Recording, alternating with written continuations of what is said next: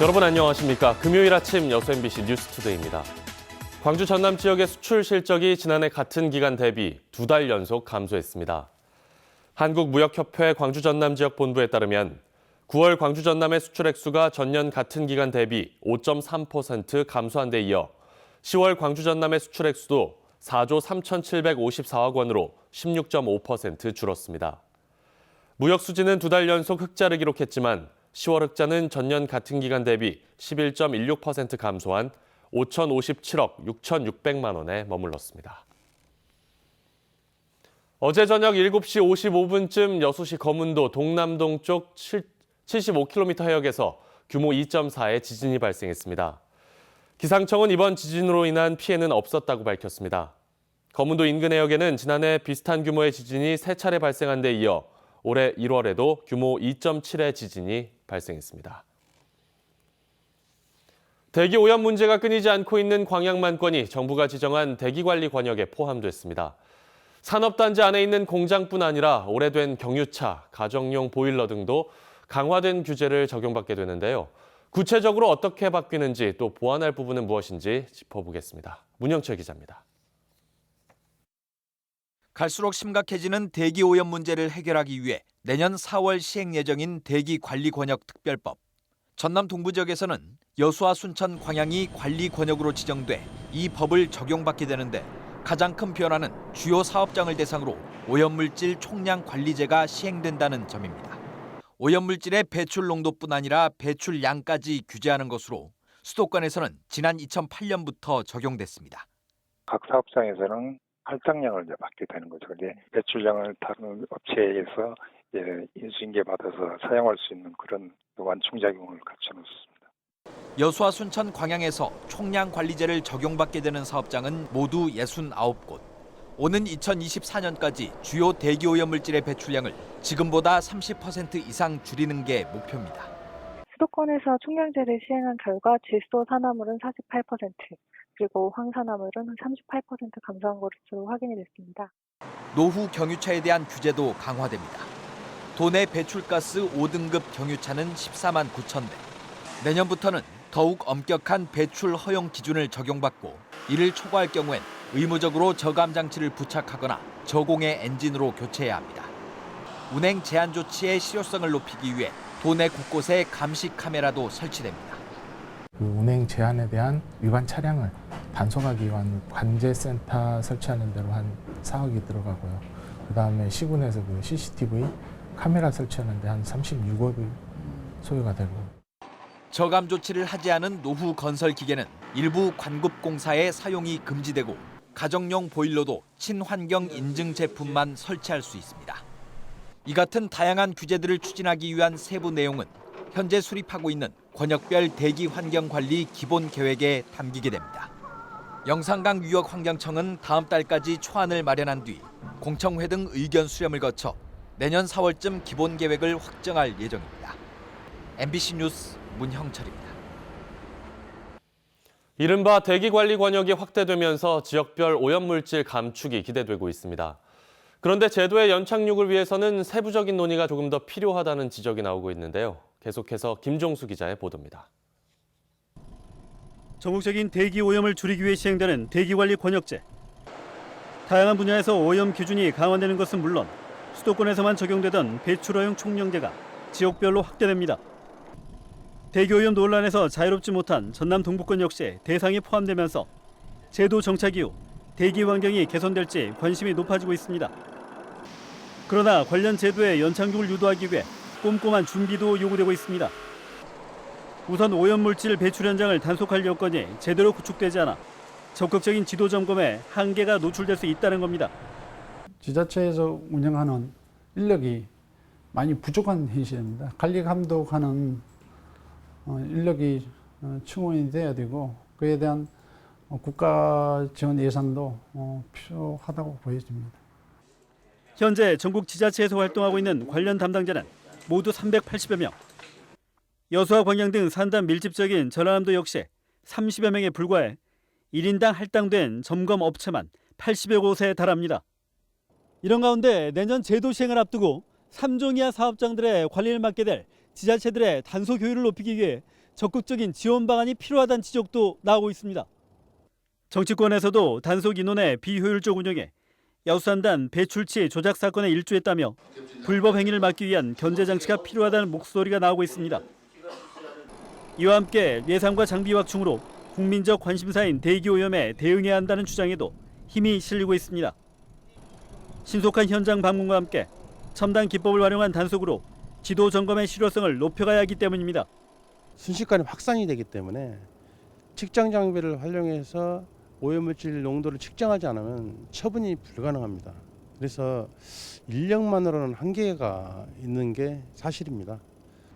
정부 부처의 대기오염 관리 권역이 다른 것도 불신을 초래하고 있습니다. 환경부의 대기권역법에 따라 광양은 남부권에 포함되어 있지만 해양수산부의 항만대기질법은 광양항을 부산 마산 등과 함께 묶거나 체계적인 관리가 힘들 수 있기 때문입니다. 이에 따라 권역별로 대기 환경청을 만들어 지역 특성에 맞는 대책을 마련해야 한다는 요구도 각계각층에서 나오고 있는 상황. 대기오염 감축을 위한 법령이 구체적인 윤곽을 드러낸 가운데 제도의 취지를 살릴 수 있는 세부적인 고민도 필요해 보입니다. MBC 뉴스 김종수입니다. 보건당국이 급속한 독감 확산을 막기 위해 주의를 당부했습니다. 시군보건소는 최근 외래 환자 1,000명당 독감 환자가 7명 발생하면서 질병관리본부가 독감 유행주의보를 발령했다며 의심 증상 발생 시 의료기관을 방문하고 학교 등 집단시설에서 관리를 강화해야 한다고 밝혔습니다. 또 임신부와 생후 6개월 이상의 영아, 청소년 등은 이번 달 안에 예방접종을 마무리해 줄 것을 당부했습니다. 순천에서 주민 고충 해소를 위한 국민권익위원회 이동신문고가 운영됩니다.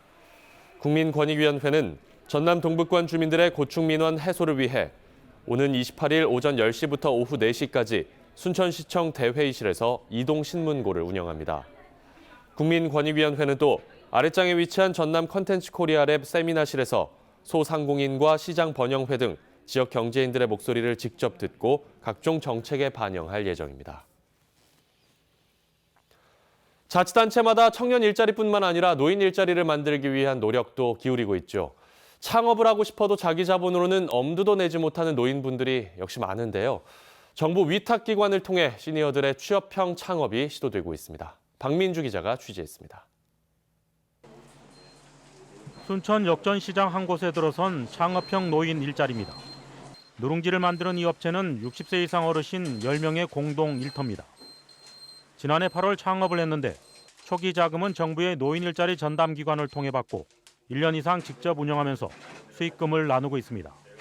지원을 받아가 처음 시작합니다. 그래가지고 이 수익금을 내 가지고 우리가 이제 임대비도 내고 모든 부대비용 같은 거 내고 그 다음에 이제 우리가 이 직원들이 이런 사람들이 이렇게 나눠 가집니다.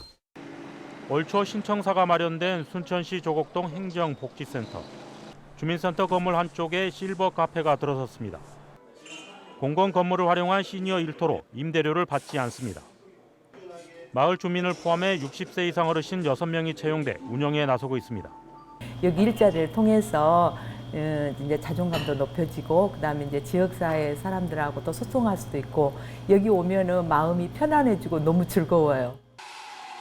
공공 건물에 무료로 창업 공간을 만들고 시니어 일자리를 연계하는 사례는 도내에서는 순천이 처음입니다. 때문에 관련 사업의 확대 필요성도 커지고 있습니다.